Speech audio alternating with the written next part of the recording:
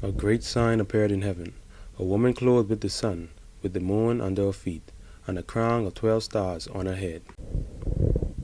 She was pregnant, and cried out in pain, as she was about to give birth.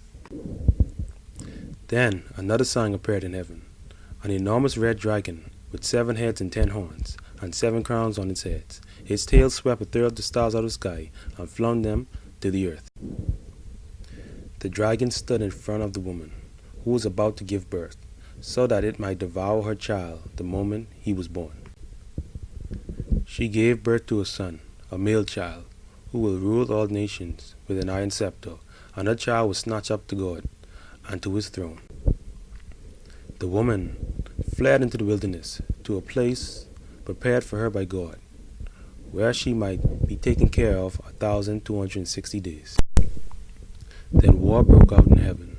Michael and his angels fought against the dragon, and the dragon and his angels fought back, but he was not strong enough, and they lost their place in heaven.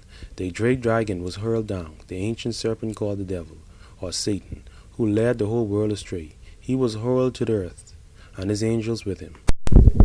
Then I heard a loud voice in heaven say, "Now have come the salvation and power and the kingdom of our God, and the authority of his Messiah, for the accuser of our brothers and sisters, who accused them before our God day and night, has been hurled down. They triumphed over him by the blood of the Lamb, and by the word of their testimony. They did not love their lives so much as to shrink from death. Therefore rejoice, you heavens, and you who dwell in them, but woe to the earth and the sea, because the devil has gone down to you. He is filled with fury, because he knows that his time is short."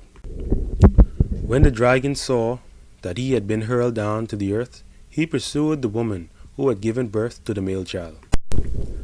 The woman was given 2 wings of a great eagle, so that she might fly to the place prepared for her in the wilderness, where she would be taken care of for times and half a time, out of the serpent's reach.